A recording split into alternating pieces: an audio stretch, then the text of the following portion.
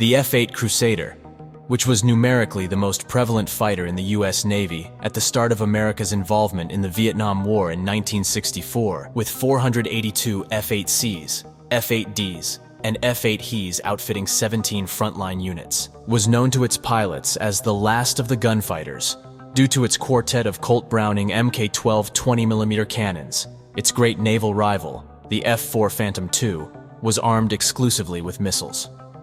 During the Rolling Thunder campaign from 1965 to 1968, it had significant success against North Vietnamese MiG-17 and MiG-21 aircraft, downing 18 aircraft in total, officially representing 53% of all MiG claims made by Navy squadrons during this time.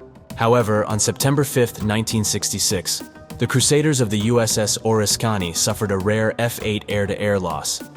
On that day, the Sundowners of VF-111 provided 4 Target Combat Air Patrol (TARCAP) fighters during a strike on enemy transport targets close to Phi Li. Lieutenant Commander Foster Teague led the first pair, and Captain Wilfred K. Abbott, a USAF exchange pilot flying since 1958, led the second pair.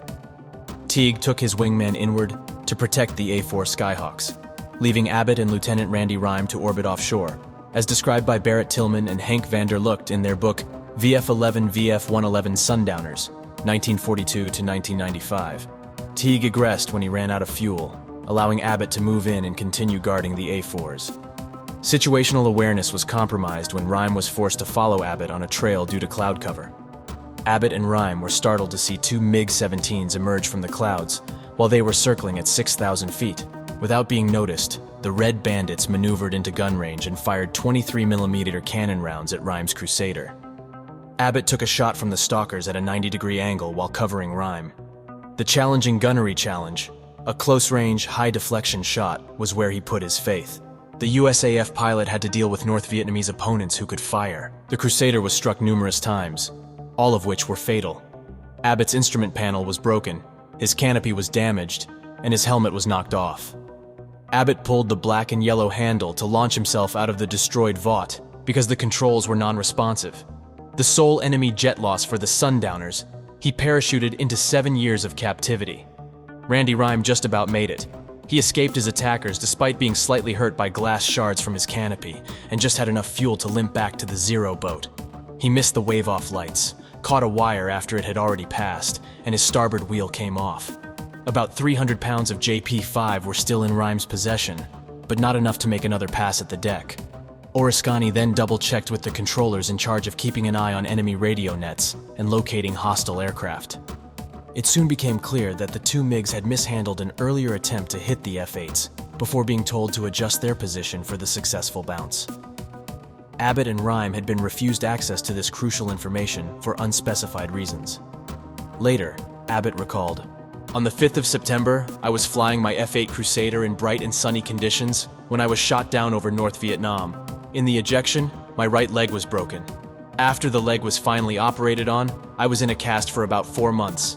It took about 2 years, with my roommate's help, for me to achieve full use of the leg. It was my constant desire not to be a cripple so as to fly again someday. Other than my leg, the treatment and daily routine as a POW were similar to that described by most other veterans. The food was just enough to sustain life. A constant battle was to keep our minds active. In the early years, communication was extremely limited, but in the last couple of years, we were able to conduct our own educational programs. Courses in everything from languages and mathematics to meat cutting, duplicate bridge, and Toastmasters."